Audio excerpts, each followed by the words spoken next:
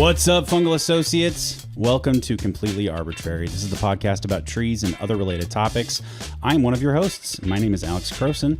And of course, over there on the big green couch, we got Casey Clapp. Hello, Casey Clapp. What's up, world? It's me. It's Casey Clapp here representing me. Casey, today's a very special day. I'll tell you why. And then I know that you have something to say. Okay. Today is the first episode of a brand new series here on Completely Arbortrary. Yum, yum, yum. Oh, a brand new series? It's called Plant-Based Diet, Hold on. Just Desserts. Oh, good. Okay, so this actually makes a lot of sense because in my recollection, which is thorough, we have had a plant-based diet before. I believe we've had two. Yes, exactly. We had Plant-Based Diet. Mm-hmm. We had Plant-Based Diet Part 2. Yes. And then we have now Plant-Based Diet Just Desserts, and this will be the very last Plant-Based Diet we ever do. That's right, because you know what? You fucking earned it.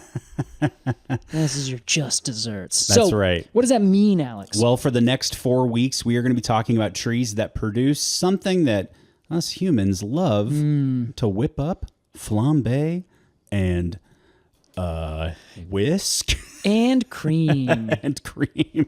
And humans love to cream. Whoa, okay, into dessert. I am thoroughly turned on. That's right. That's the whole point. So yeah, for the next 4 weeks, we are going over 4 trees that we make dessert out of. And this week's tree is It's tasty. Pistachio. Pistachio. I have a feeling somewhere in the world they pronounce it Pistachio.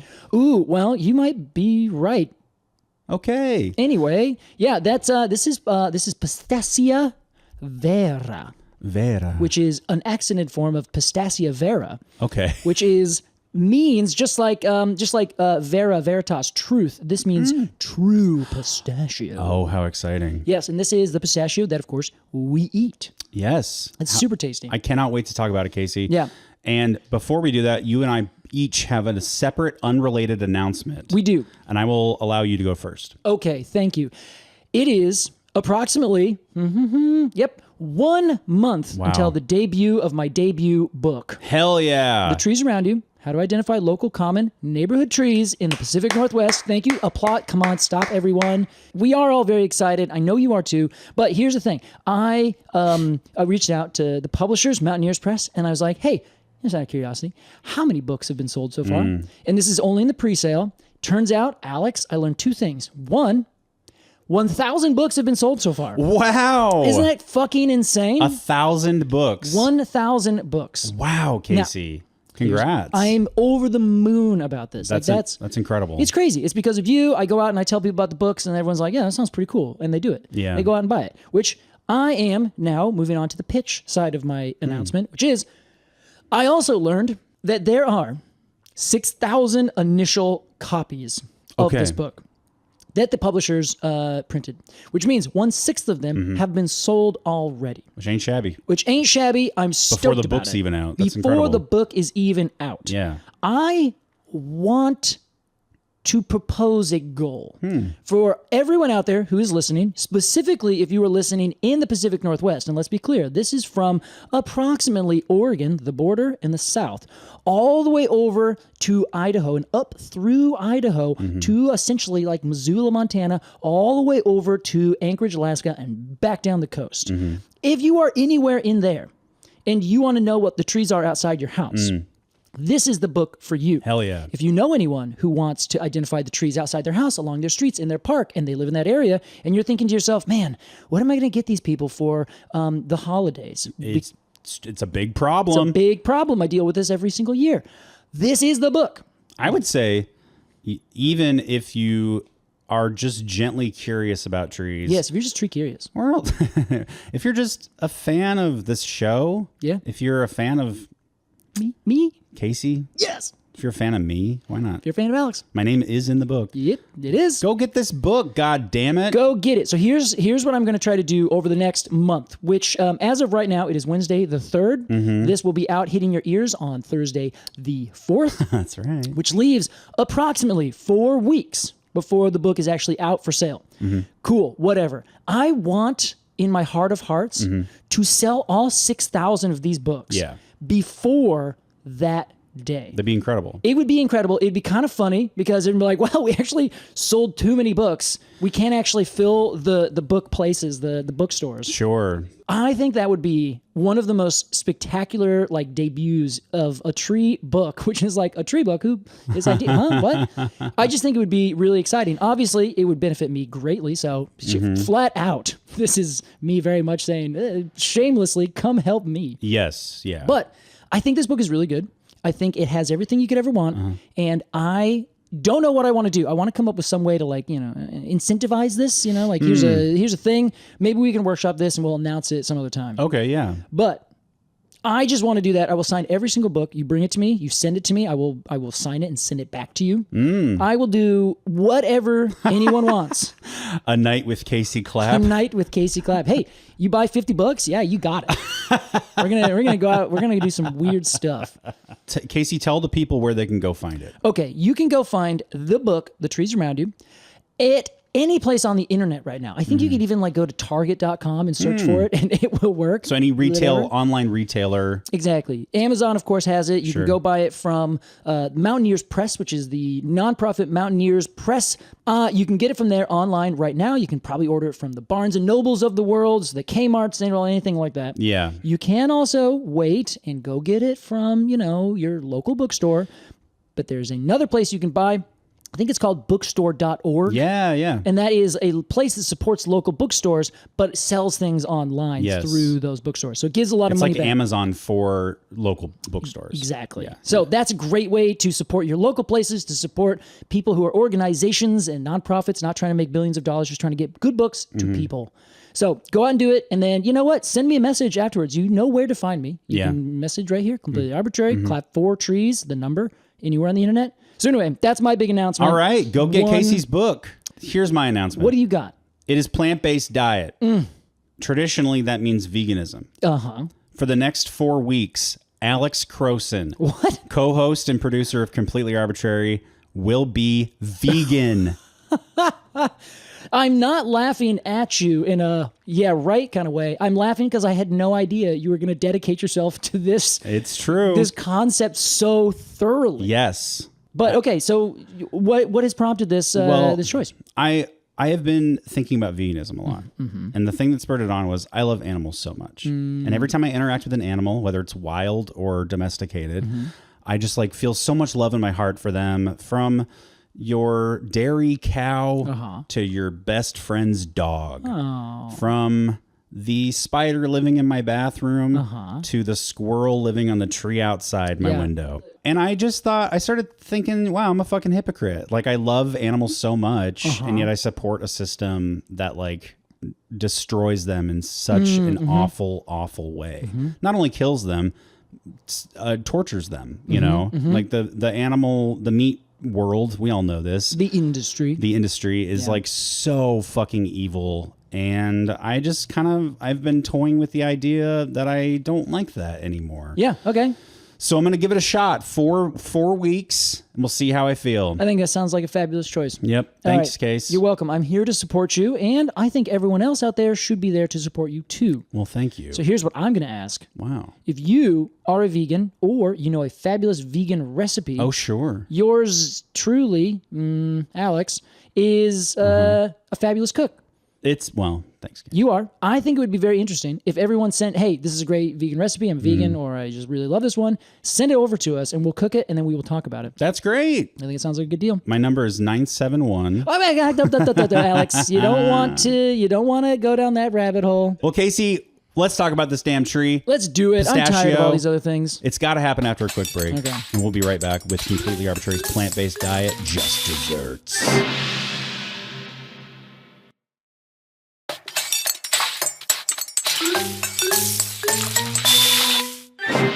Welcome back to Completely Arbitrary's plant-based diet, just desserts.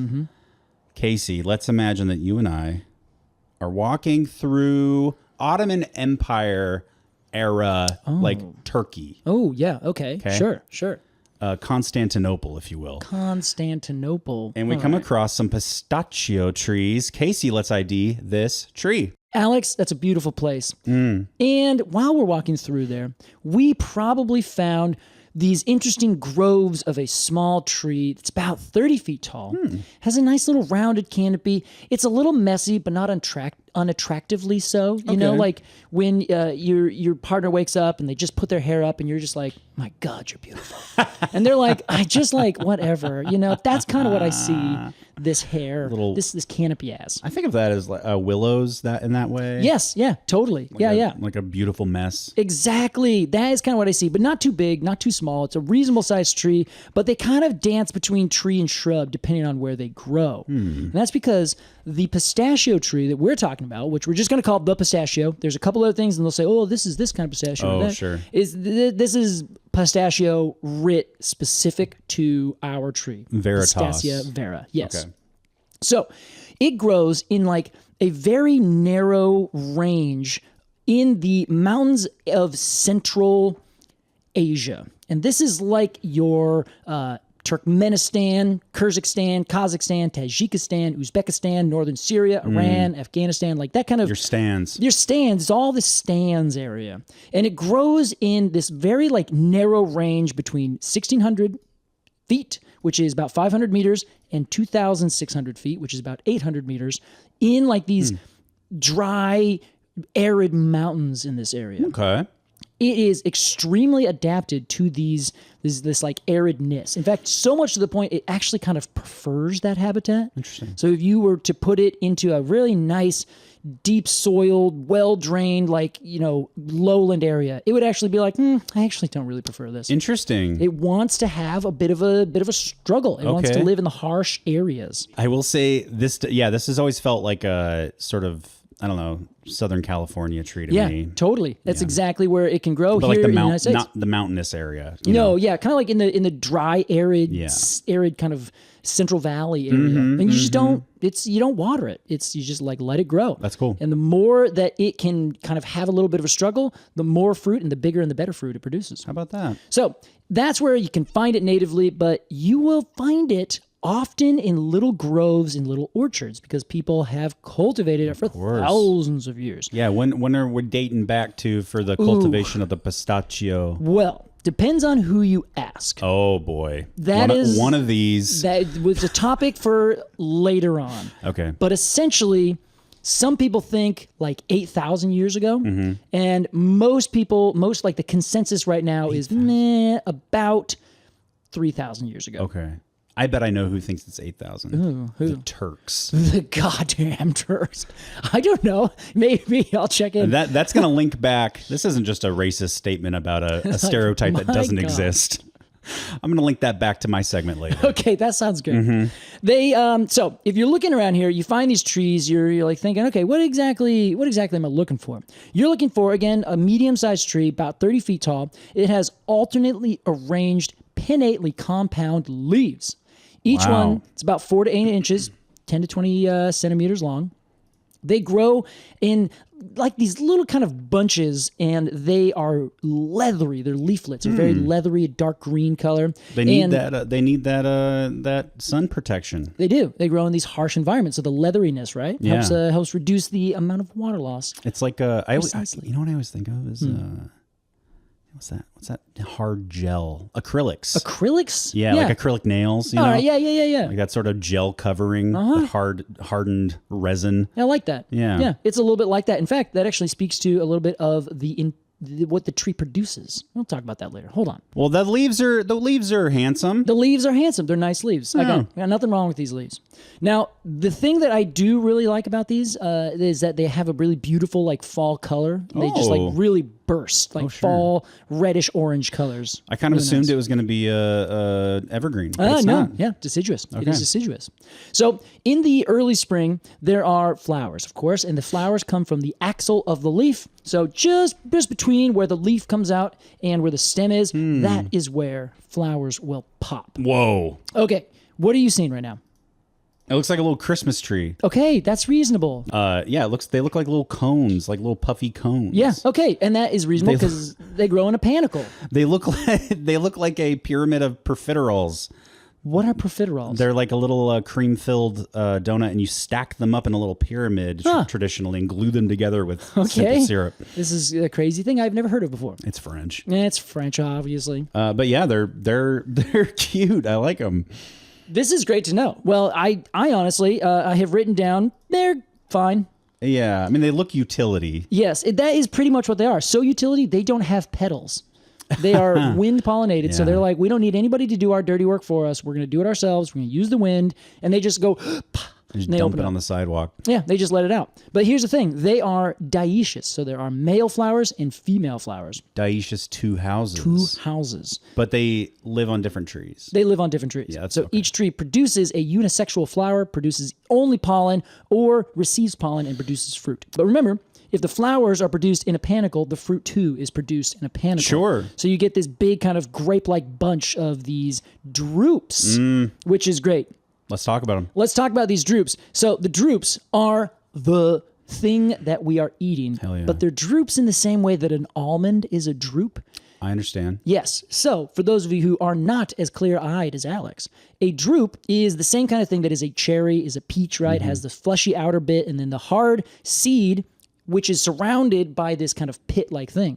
So what we eat, the quintessential pistachio, that is, in fact, a seed. Yes. Culinarily, it's a nut. Botanically, it's a seed. And just like the almond, which grows in the same area. Let me guess. Yes? It has a shell, but it also has a husk. It does not really have a husk. The husk and the shell are kind of the same thing. Yep. It was a fine guess, Alex. Oh, what an aggressive let me guess, only to be wrong. I think that's okay, Alex, because I like the risk-taking. I do have to, I think it's fun. you miss 100% of the shots you don't take. That's so true, man. Wayne Gretzky said that. And you know what? You sometimes... Wayne Gretzky said that? Yeah. I had no idea you are a hockey fan.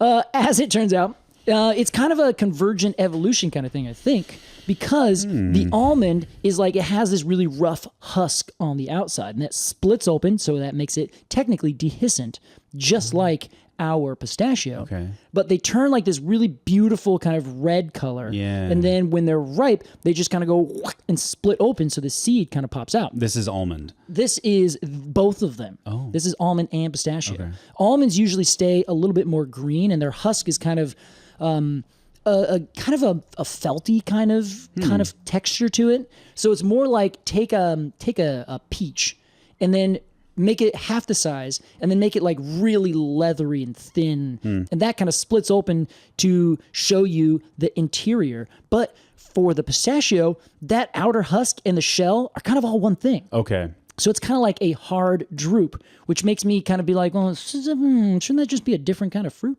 I mean, it does look like it has a skin on top of a outer shell. But it's so thin, it's all kind of just considered the same thing. Okay, I got you.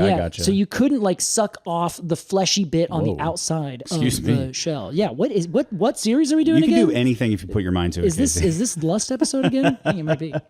Well, let's talk about the pistachio fruit. Yeah. Because it's adorable. Yes, it is. They look like little tiny mangoes. They do. That you would put in a dollhouse. That's exactly what it looks like. Yeah. That's such a perfect description. Now, they're only like 1 centimeter to 2 centimeters long, about half in width.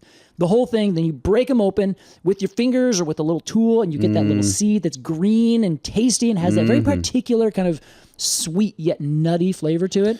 Yeah, pistachio is very unique. I feel like anytime pistachio is in something, I'm like, oh, it's pistachio. It's like immediately you know tell what it is. Absolutely. And I've always wondered something about pistachios because they have a shell. Yeah. But they also have a papery membrane. Yes. What is that? That is a seed coat. So that papery membrane is just the seed coat. It's pretty much the same thing as you'd get on a peanut, where the peanut that you eat is in fact the seed also, but it also has that papery coat, which is just a seed coat around the seed itself. Yeah, great. Yeah, so you can eat all of that. You can't eat the hard shell. They really do not decompose very well. They're extremely woody. They're very hard. So if you like, you're eating sunflower seeds, right? You're walking around the trail and you just spit them out and they go. The sunflower seed will like decay pretty quickly over time. Like they're not so hard and woody that they're going to last for a long time. The shell, yeah. You eat the seed, of course, obviously. Yeah. However, the pistachio covering, the kind of, the shell, so to speak, they just do not decay. Now, this seems counterproductive to the tree. Because it's like not? using its resources and then the resources aren't coming back. Or I guess I just mean if the seeds drop in a wild environment. Yeah. And then how does the seed grow if it can't get through that shell? Well, so this is kind of an interesting thing. It's likely that the shell itself is more something that a bird would eat it and then drop it somewhere else. So remember, it's red. It looks kind of like a berry. A bird would eat it. Ideally, it would maybe get a little crunched because that's initially they're initially bird avian dispersed, the seeds. So birds would eat it, and they would probably dissolve a little bit of the stuff on the outside, and then the seed would end up falling somewhere else. Okay. That seed would end up popping and opening up that kind of outer coat. It's kind of like a walnut in that regard, where you have this really strong outer shell that would help prevent it from being completely destroyed by some big, tough, chewing animal like a horse or something like that. So the seed coat, that shell, would be there and be completely shut so that when it lands in the right spot, then the seed germinates and then goes pop, and the pressure from inside the seed will open up that thing incredibly. Okay, it's coated in that the seed can get through it. Exactly. Okay. In fact, if you read, I think it's The Majesty of Seeds or something like that by...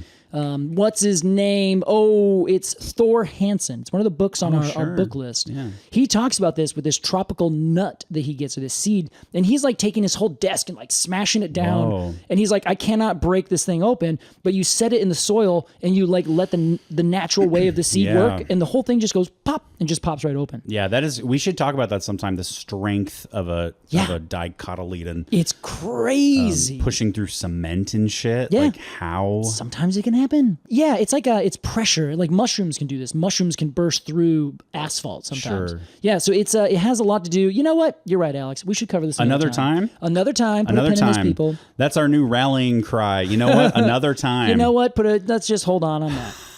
Yeah, so that is probably what happened, but humans got involved. Now, this is interesting.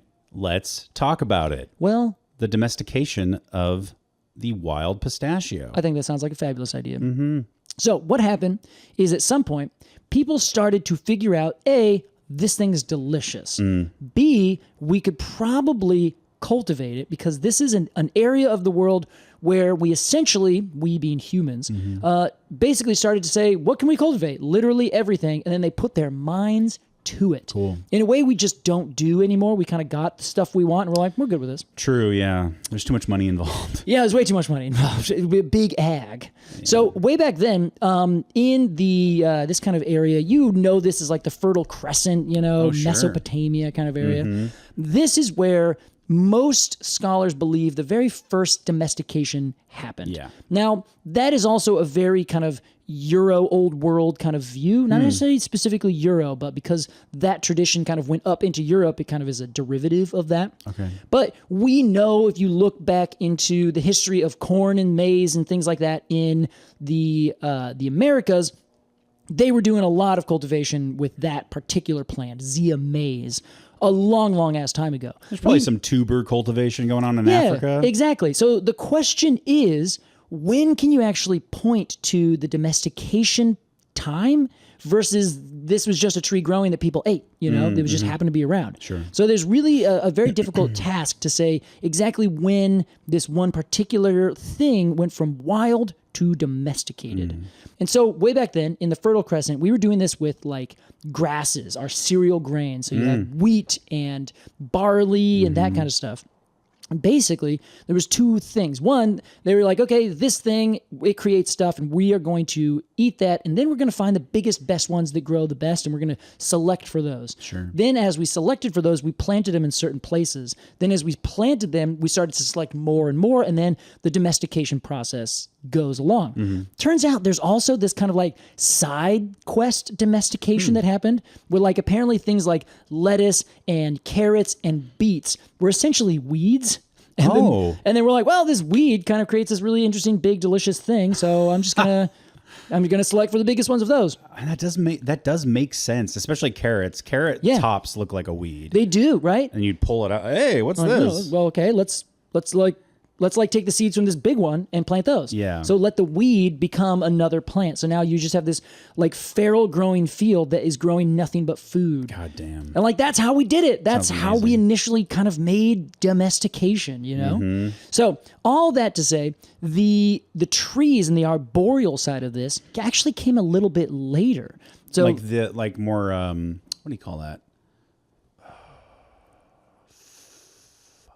arboriculture. Sure. Yeah, that's in the article I read, they literally said that. Okay. Which is funny because I think they were meaning it in the same way that we say like agriculture. Right. We're growing food from a tree, so they call it Arboriculture. arboriculture. And I'm Yeah. like, well, we kind of see that differently now. We use the term in a way that's just managing trees for lots of different reasons. Yeah. But usually it's not like in an orchard food way. That's generally kind of not arboriculture. That is more orchard growing, more horticulture kind of side of it. Sure.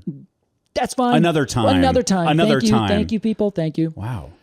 That's good. So powerful. I'm feeling good about that. So basically what happened is about 3,000-ish years ago, we can start to really say, yes, we see this particular species being transferred and moved over. So it didn't even find its way into the Mediterranean or the kind of south temperate European areas until like Roman times. Whoa. Which in the history of the world is like yesterday.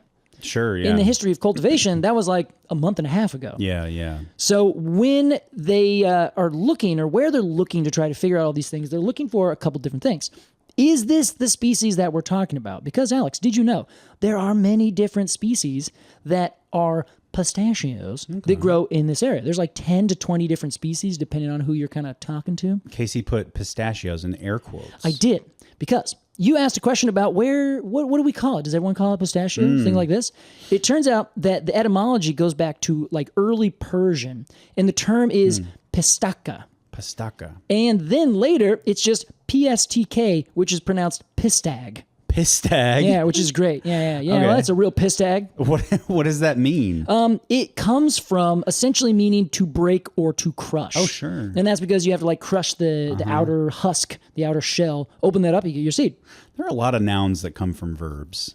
Yes, and it's very common. I've right? got one later for us, too. Ooh, tell me more. So that then goes to Greek Pistacia, which later it becomes Pistacia in Latin, and then Russia it's Fistaca, Hebrew it's Fistuk, Arab it's Fistak, Hindi Pista, Armenian Fezdu. Armenian. Come on, guys. I know, but they all kind of have like some variation of pe or f, and then ends with this hard sh or ka or sa. Like it all kind of comes together. Sure. So there is the mastic tree, which is Pistacia lentiscus. Okay. That is something we've talked about before, that when we talked about gum and like chewing mastic things, this is the OG gum of like Europe, of Central South Asia. Okay. I shouldn't say Europe, more like the Mediterranean basin area. What part of the tree? They would take the gum that is exuded from the tree. So maybe make a little nick. Sure. It puts out a little of this gum, and then you pull that off, let it harden, throw it in your mouth. Gotcha. You got it. Mastic, become mastication, etc., etc. Gum is a general term for that. Exactly. That, viscous fluid. That comes out of the tree. Okay. Yeah. So that was very well known. It's also a pistachio, in quotes, tree, so it makes the same kind of little fruit. They would sometimes use the fruit for all sorts of things, medicinal purposes, and why I was like, Alex, good point. They would use it for lacquer. So they would take that resin, they turn it into a lacquer like what you put on your nails, but really they'd put it like on wood or something, like make something really shiny and beautiful. Sure. And protect it as well? Yeah, a little protected. Yeah, because it kind of hardens and keeps it looking nice. You How can about that? polish it. But they also used it for alcohol and incense, because they would also have this other tree that they called the terebinth or the turpentine tree, Pistacia terebinthus. Okay. And Pistacia atlantica. I don't know why, but I cannot just say Pistacia. Pistacia. It's just, or Pistachia, depending on if you're really Greek. Atlantica? Atlantica, because it grows in the Atlas Mountains. Oh. I know. That's where Atlas came from. I was hoping it was growing in Atlantis. Oh, I mean, Can't say it we wasn't. can't say it wasn't. Can't say it wasn't. Another time. Another time, we're going to get into the whole conspiracy of Atlantis. So there was like all these other trees that were super well known. They were all kind of edible, kind of medicinal, used it for this, used it for that. So there's like maybe a half dozen species in this region. It's a pretty cool group. It's a pretty cool group. So everyone's like, okay, well, let's look back to see where this word came from. Maybe that'll help figure it out. But it's not clear all the time if they were talking about the tree that produces the gum that we chew on versus the tree that produces the nut that we eat. So it's likely that what the etymology we went through from the early Persian Pistacia, that spread throughout everywhere else. So their assumption is, well, if there was already a native term for it in a different place, this fruit that we ate, this seed, this nut, then it's most likely that that was going to be the term that is used still kind of to this day, or it would have some derivative that we could see. But instead, this one word kind of spread throughout everywhere. So they're like, okay, so this is probably the one tree that produces this thing that had this one particular term. I see. All the other trees have different terms. Interesting. So they've been like, okay, I mean, you could probably make a reasonable guess that about 3,000-ish years ago was when this really became the tree that that we know and love today. But here's the thing. Because it is growing it's a slow-growing perennial tree that produces these seeds in particular places.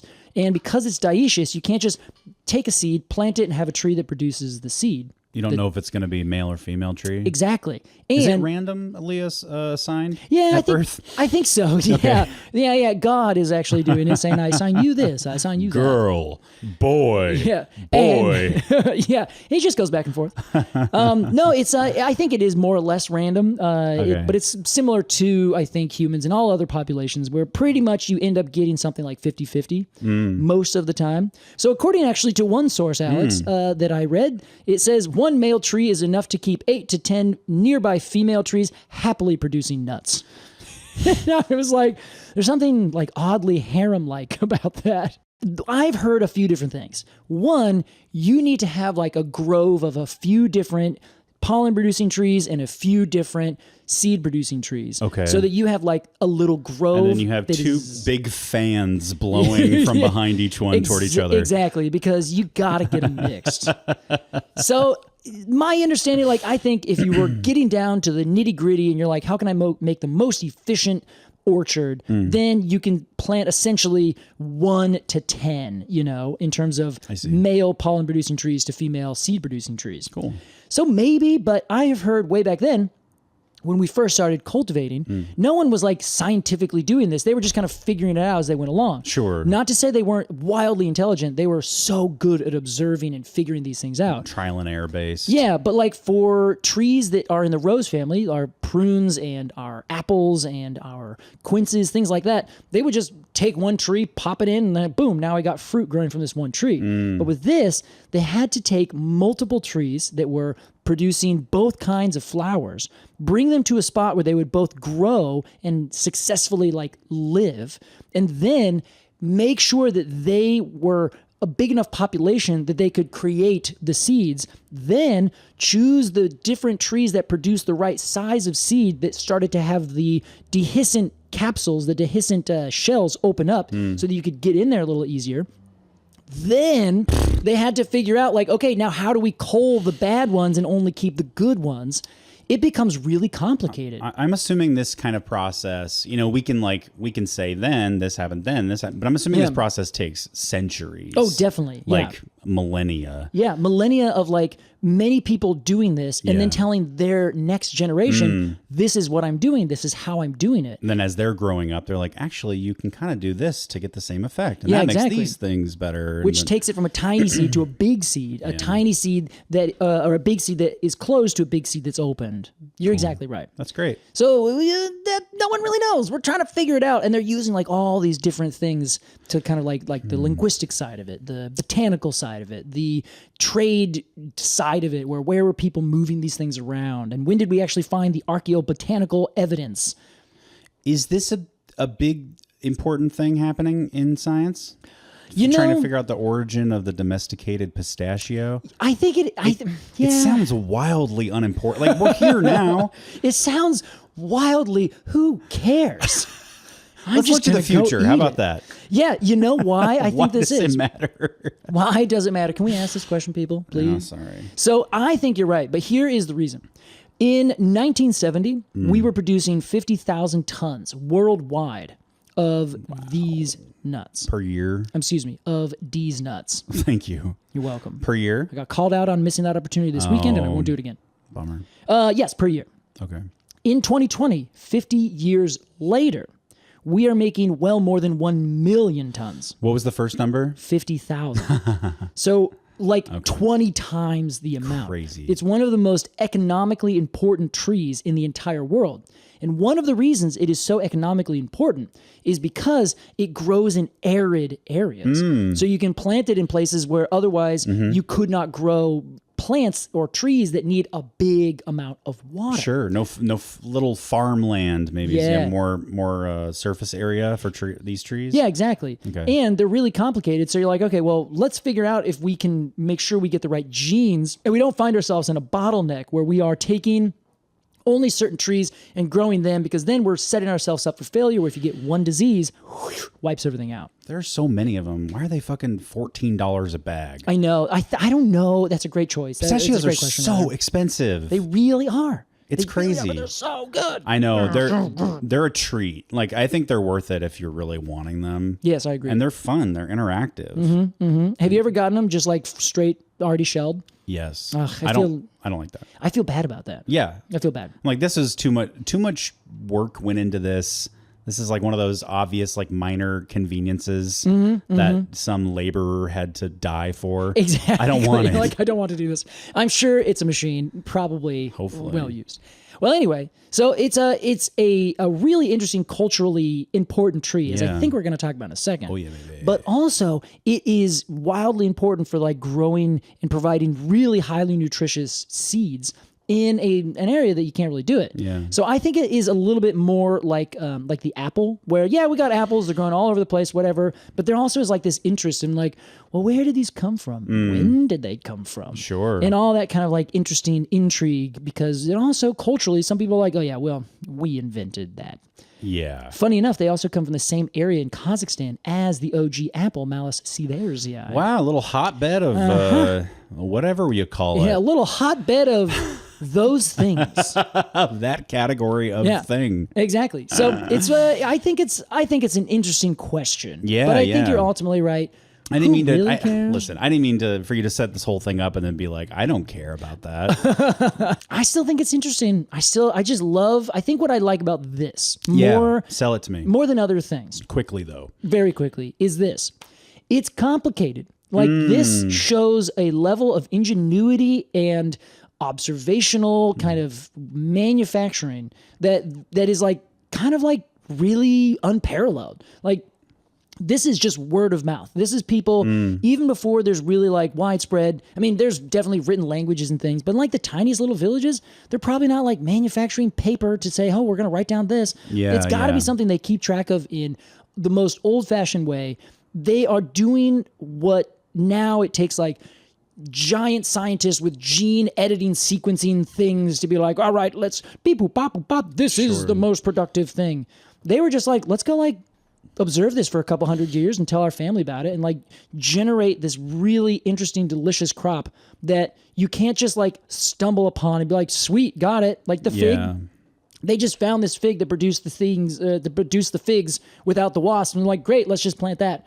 Problem solved. I mean, that is about as complicated as it needs to be. Right? Yeah, right. But in this case, the tree does not allow that. Its biology and where it grows and how it grows makes it so that you can't just stumble upon it. Sure. It has to be very thoroughly investigated, and the practitioners have to be really good at what they do. And so I think it's one of those things where it speaks to the ancient peoples of this area and their intense connection with their land and the plants, that they could look at it, know something about it, and slowly but surely alter it until it was a completely different thing, and it evolved via domestication. Yeah. Which I love that term. I read it for the first time in one of these papers, and I'm like, that is a good way to put it. Evolved via domestication? Yes, or evolution by domestication. Okay. Where you are causing these wild plants to evolve in a certain way to produce something different for us, which we just call domestication. But that is a form of evolution. Yeah, we are for sure. moving it with certain pressures into a different form of itself. Yeah. Which is fascinating to me. That's really cool, Case. I just really think this is a great example of human ingenuity at its best. That ancestral wisdom. It's like, I read Piranesi. Have you heard of this, Piranesi? I have not. It's a novel by Susanna Clark, I think. Okay. It was fucking awesome. I can't believe it took me so long to read it. Go read it. But there's this whole thing of there's two people trapped in this kind of labyrinth, this Greek labyrinth. Been there.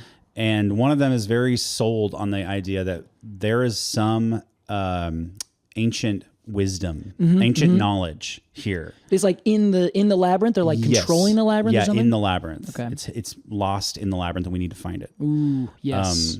And it says, like, you know, once we unlock it, it'll allow us to communicate with plants and animals and do this and do this and do this. And it turns out, well, I won't spoil, but essentially the idea is like living, you know, the way that people lived before the fucking Industrial Revolution was like you had an intimate knowledge of the land because you were a part of the land. Yeah, it was a little bit like it was inside you the whole time. Yeah. Yeah, I see what you're saying. Exactly. I love this. Making the book sound awful. Go read it. It's amazing. When should we expect David Bowie to make the appearance in the book?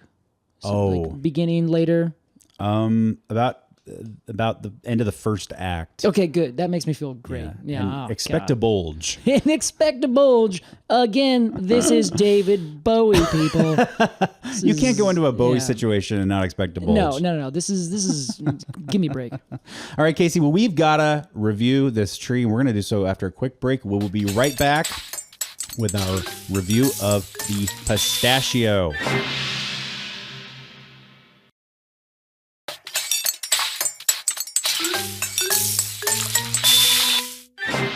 Welcome back Jesus Christ. to Completely Arbortrary. That was our discussion of the Pistachio. And we are going to give it a review now. And here's how the review works, Casey. You and I will give some final thoughts on this tree. This is the first time I've ever done this. Well, in a way, it is. In a way, it is. And then we're going to give it a rating of 0 to 10. Okay. Golden poems of honor for the last time. Gross. As our resident expert, we'll begin with you. Sounds wonderful. I really like the pistachio. Cool. I like it for a few different reasons. One, I like a tough tree. This is a super tough tree that seems to like prefer the tough places. Totally. It doesn't want to grow in the nice bottomland areas. It doesn't get bigger. It doesn't produce more fruit.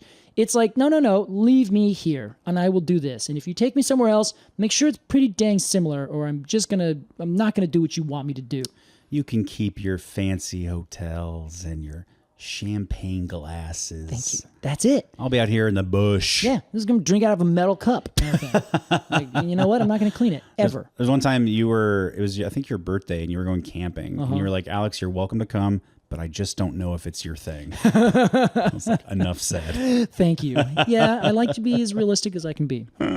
So I think you just got to give credit to a tree that is willing to be like, no, I don't want that. Thank you. It's kind of like a madrone, you know? A madrone is like, if you water me, I will die. Yeah. Don't water me. Yeah. Let me do this myself. That I find very endearing. I also love the seed. I think the fruit, the actual nut, pistachio, the culinary nut is so tasty and delicious. It's a level above. You know, it's kind of like a pepita for me. I love pepita so much. So good. Oh god. Pepitas are also like a superfood.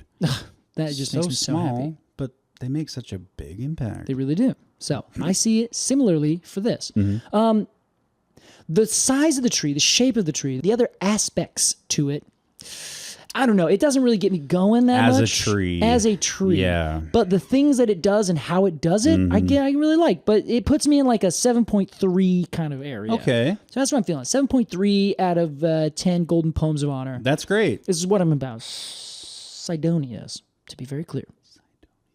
It's the quince. Sorry. I forgot that. 7.3, not bad, Case. 7.3. 7.3 golden poems of honor for my my interpretation Okay. of the Pistacia. Well, here's where I'm at. Okay. I love pistachios. I love the I'm talking the commercial nut here. Yeah. Pistachio is one of my favorite flavors. And I love it whenever it shows up. You do? I'll take a bite of something. Oh my God. It's pistachio. Yeah, you said that earlier. We were stoked about it. Yeah, it's I great. don't think I've ever had that. Like where it surprised you. I honestly, I feel like I avoid pistachio flavored things Oh wow, Casey. to my detriment because I see them as like a nutty flavor, I guess, and I want that nutty flavor in a nut. I understand. Like I don't like peanuts in my ice cream kind of thing. Okay. And what might change your mind, if you're open to trying it, Obviously. is pistachio gelato. Oh. From a nice gelato place here in Portland. Okay. It's a great flavor for gelato. I gotta look For into whatever this. reason, it just works really well. Yeah, I think it's kind of like almonds where they're like Swedish. Swedish? Sweet. Okay. We're going to need to spell this one out, everyone. Yeah, they are a little sweet. They're nutty and sweet, and I can relate. So I'm going to give the pistachios a 9.2. 9.2. It's true. That is more than 2 points above mine. 9.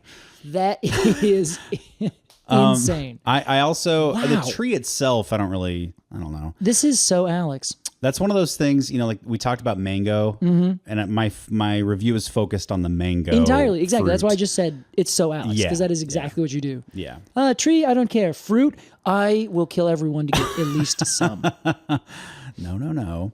But yeah, pistachios, great job. Nice job living a hard life and thriving in a hard life. Yeah. It loves the challenge. I really respect that. Okay. Yeah. All right. Yeah. There Okay. you have got it. respect for this tree in a different way. Well, Casey, Amazing. 9.2. Yeah. Yeah. as this is plant-based diet, it is now time to talk about baklava. Oh, yes. That's something I have never had. Are you kidding me? I'm not kidding you, Alex. I don't lie to you ever. Fuck. No. Should have gotten some. What? I did not get any. That was. But I'm going to describe it so well, you're going to feel like you're eating it. Can we do it next week? Casey's disappointed in I me. am disappointed. Whatever. We should be disappointed in the state of the world, not whether Alex remembered to get baklava.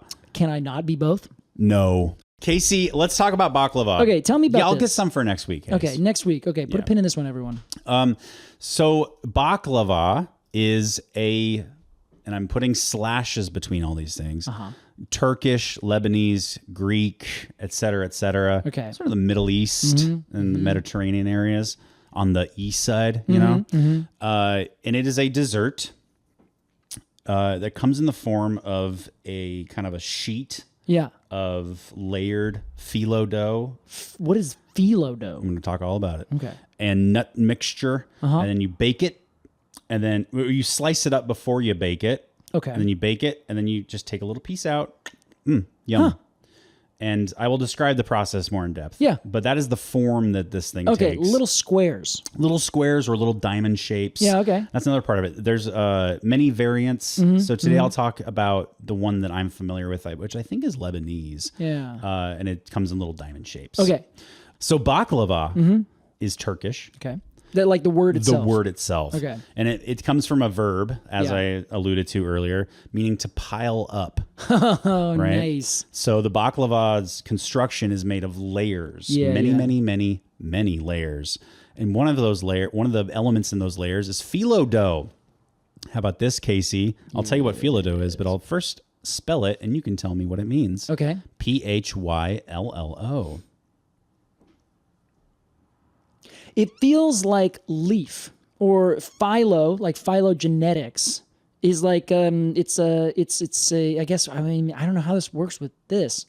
But like phyllo means the leaf much of the time. You're 100% correct. Okay, how does this work? Well, phyllo dough is very thin sheets Okay. of pastry dough. Oh, I see. So thin that you can see through it. What? Like I could hold it up to your face and you could smile and I could say, you're smiling. How do you even do that? Lots of time and lots of rolling. Whoa. And so when we buy it in the grocery store in the Yeah. frozen aisle, and you thaw it, and then you kind of unfold it like a newspaper, and it's just many sheets of pastry dough. Wow.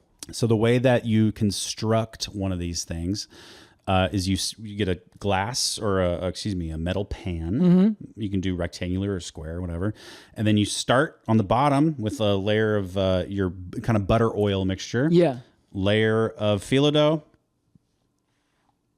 oil mixture, phyllo, oil, phyllo, oil of phyllo. Okay. About halfway up, you're going to put in the piece de resistance. I was going to say, where's the pistachio here? Well, they're in the middle case. All right. You take your pistachios, and in other variants, you're going to use walnuts, etc. Other things.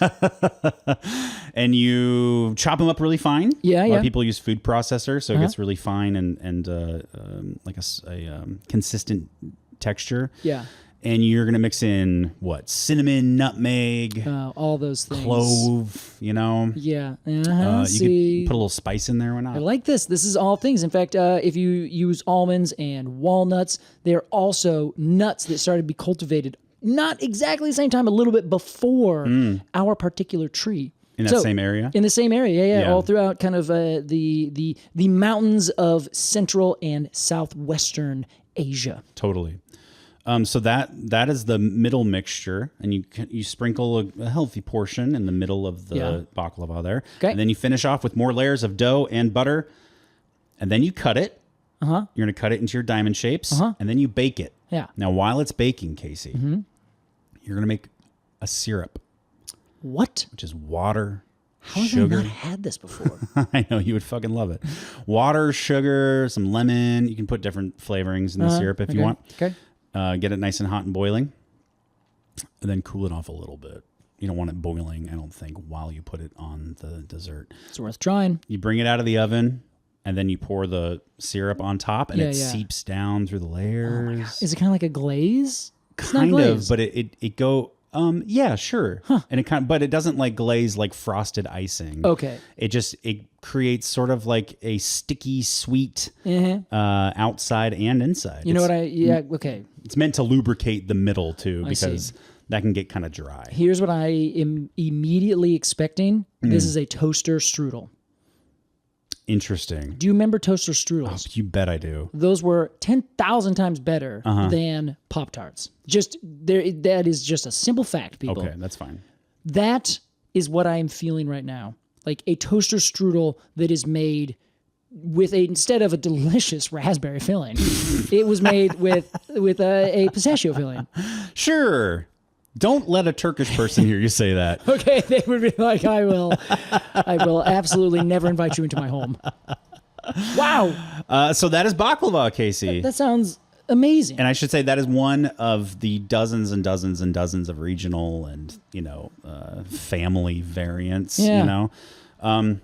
But the three kind of things that you change when you make a variant are going to be the filling, the nuts and the spices, the form of the phyllo dough. Yeah. So, for instance, there are some versions of this where you shred the phyllo dough while it's still frozen. You shred it? Like hash browns. What? And then once that's baked, it's like all these extra little crispy areas. Sounds incredible. It's amazing. It turns into that like glass shatter texture. Yeah, you get from yeah. some pastries. It's just gorgeous.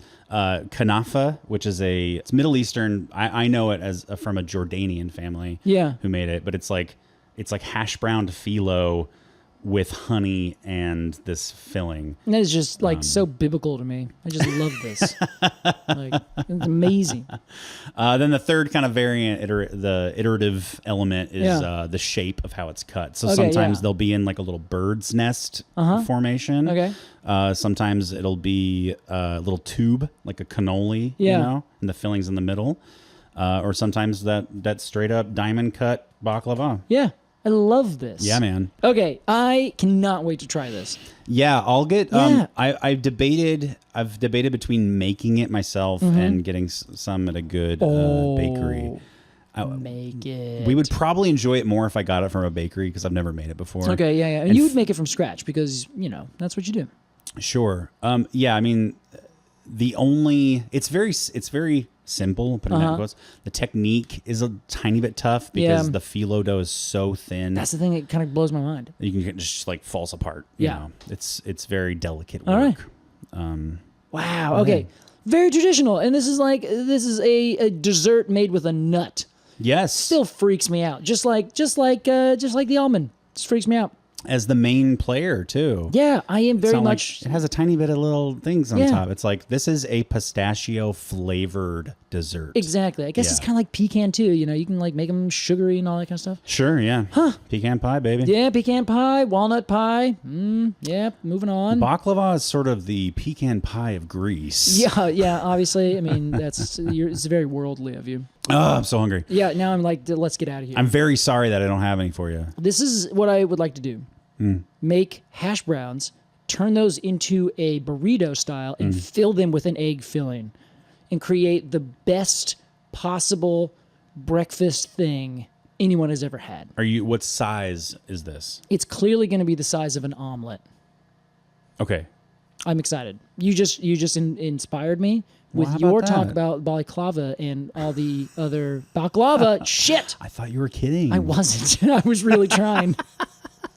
With all this talk about this delicious pistachio flavored dessert, now I'm like, okay, these designs could be translated into one of my favorite things, breakfast. Casey, this is one of my favorite parts of food and like people being creative with their cooking. Yeah, is like the fusion of like, what if we took that thing from this part of the world? But we applied these ingredients from this part of the world, the sushi burrito. The sushi burrito. I don't love to eat them, but the idea is kind of fun and it makes sense. It's like a little hand roll. Exactly. You know? Yeah. Take a Mexican design, or maybe an American Mexican design. Yeah. And smash that with Japanese high class culture. Yes. And then what do you get? The sushi burrito. Sushi-rito. Man, I'm gonna go get a sushi burrito tonight. Just like food culture in general is all the borrowing, and then you start to see these patterns. Yeah. You're like, oh, this is like you could be Ukrainian and you go to the Midwest. That's a bad example. Nope. Because they're also Ukrainian there. They're also going in the Midwest. You could be from there's a lot of Ukrainian people in the Midwest. Okay. There's a big thing. Pierogies is what I was thinking. Yes. Okay, yeah. This reminds me like meat in dough. Yes. Yes. Meat in dough. You're gonna find that in China. You're gonna find it in Mexico. Yeah. You're gonna find it in Peru. You're gonna find it in the Netherlands. Yeah. Like all over the place. These things. There's just like a collective consciousness happening. Yeah. Where across all time periods and all places on Earth, human beings love meat stuffed into dough. And then for a dessert afterwards, something sweet and tasty stuffed in dough. That's right. God. We just love our dough. We do. Bunch of dough boys. Just a bunch of doughboys. Well, Casey, that was baklava. I hope you enjoyed learning about it. So tasty. I'm really excited about this. And it is time for our completely arbitrary AMA. If you have a question for the podcast, become a Treemium member over at arbitrarypod.supercast.com. You can join the Tree Huggers or the Cone Club. And this week, we have one from Jade. Hello, Jade. Jade says, the subject is, Casey, I'm so sorry, Oh, no. but it's conifer-killing asteroid. Whoa. What are we talking about here? And Jade says, I was reading When the World Was Green by Riley Black. All right. And when I got to the part about the dinosaur-killing asteroid also wiping out huge numbers of conifers, the first thing I thought was, oh, Casey's probably so sad about this. So, Casey, are you sad about this? Or are you sad because it's called the dinosaur-killing asteroid and not the conifer-killing asteroid? Yeah, okay, hold on. What was the name of this book? The name of the book is When the World Was Green by Riley Black. By Riley Black. Yes. So, Casey, I suppose the question is, what do you care more about, dinosaurs or asteroids? And I'm going to piggyback on Jade's question and ask you, how would trees react to an asteroid? Oh, great question. This is fascinating. Okay, so I love this kind of idea. I love learning about conifers. And it turns out the conifers are on the decline for sure. Over how long a timeline? Like, several million years. Oh, okay. Yeah, pretty much. Honestly, with the same kind of thing as dinosaurs, as the extinction 65 million years ago. That is the Permian Jurassic distinction. No, that is completely wrong. Oh my God. Anyway, I can't look this up. My brain is in too many places for that. I wouldn't have known. I'm also, well, thank you, but everyone else would have been like, this guy is insane. That is a fascinating idea. So there used to be, I mean, first off, before broadleaf trees, before angiosperms took over the world, it was conifers everywhere. Okay. They were doing all sorts of crazy stuff, and they were growing as even small little herbaceous things that we now no longer see. All conifers that are around today, they're all woody. Like a little basil-looking plant that also grows a cone. Exactly. Crazy. It grows a cone in a single year and then dies and then regrows itself again. Wild. Just like all the other annual perennial things that we have. Okay. Not annual perennial. That is a contradiction of terms. Excuse me. Wait, isn't that a doubling of terms? No. Annual means it grows up and dies in 1 year, but sets seed, so then you have a new population comes back the next year. A perennial is a single plant that will grow, die back, and then continue to grow the next year, or does not die back, just continues to grow the next year. So it goes grow, dormant, grow, dormant. And it's the same plant. Exactly. Okay. That would be a perennial. Okay. Excuse me, people. I am so sorry. Wow. So way back when, before the angiosperms kind of started to take over, there was nothing but conifers everywhere. There was like hundreds of thousands of species. Now we maybe have like 630. So they have very much specialized in certain places, but this asteroid, I am kind of like, I'm very curious about this. In fact, I looked up the book so that I can get a little interest about it. Wow. When the Earth Was Green, it was published, this year, 2025, February 25th. Cool. It looks like. What kind of book is it? This looks to me to be a history of the planet, a nonfiction. Okay. So I'm all about that. So I guess the asteroid hitting was sort of, like how we in America are still feeling the ramifications of 9/11. It just changed everything forever. Sure. The asteroid's sort of the 9/11 of the conifer world. Okay, yeah, let's dive into that. All right. I mean, honestly, I have not read the book, so this is actually, I mean, it's not news to me because I'm like, okay, I understand this kind of like ancient botanical history, but it also is news to me in that the dinosaurs are the focus of that extinction event. Sure. So for those of you who are living under a rock, the Chuluksub, I think, roughly pronunciation, that was the impact crater, which was likely the site of the asteroid that killed off the dinosaurs 65 million years ago. It's on the Yucatan Peninsula. That's area. right. Yeah. So that crater, it went through and destroyed the dinosaurs in two different ways. That is so big, by the way. Huge. Holy shit. Imagine a gigantic fireball traveling across entire North America, literally turning everything into plasma because it's so hot. Insane. It's a crazy thing to think about. And so it did that to everything within, several thousand miles and just completely obliterated it. Just literally got so hot that everything just died, burned up, turned into immediate dust. Just combusted. Exactly. Just gone. Wow. So that is one way that it had a huge impact. Of course, certain things went entirely extinct in a moment. The size and the magnitude of that impact causes such a huge, giant wave that kills all those things, but it also ended up creating a nuclear winter around the world. Sure. So dust and shit and all this kind of stuff went into the air, and it ended up causing the Earth itself to kind of be shrouded from the sun. So a lot of the plants died. If the plants died, then all of the animals that depended on those plants died. Then all the animals that depend on eating those animals die too. So you get this kind of trophic cascade of death. Damn. But this is an interesting thing. I love that band, by the way. Cascade of Trophic Death. Yeah. Yeah, they're pretty innovative. They kind of suck, but I like what they're going for. That's what I like for. I really like soft indie rock, which is definitely their genre.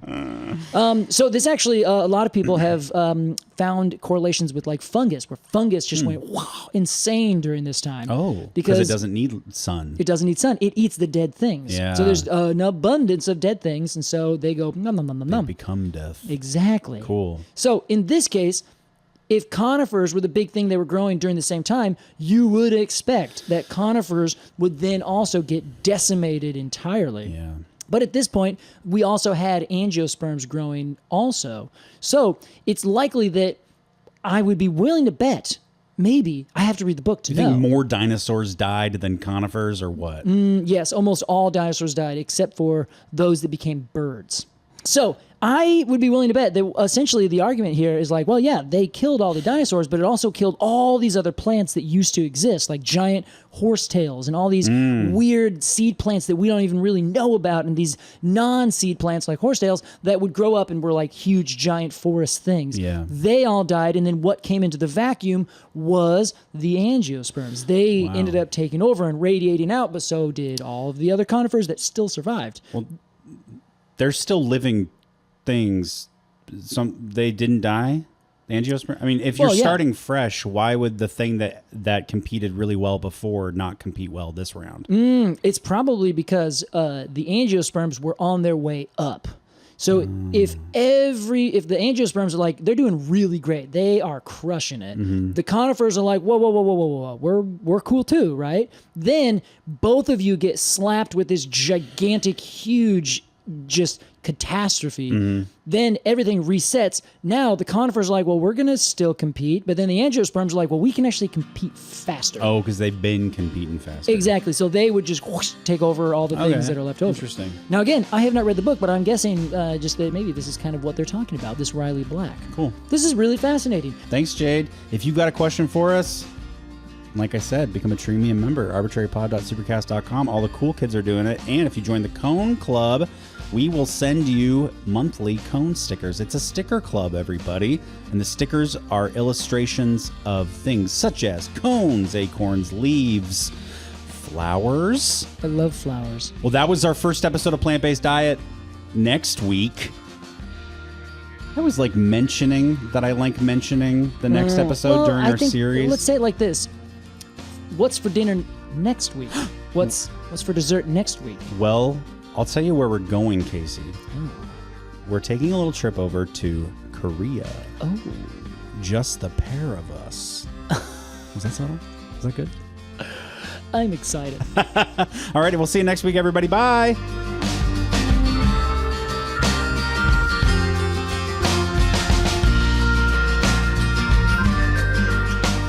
Completely Arbitrary is hosted by Casey Clapp and Alex Crowson. Our music is by Aves and the Mini Vandals, and our artwork is by Jillian Barthold. To support the podcast and get rewards in return, become a Treemium member at arbitrarypod.supercast.com. Thanks for listening.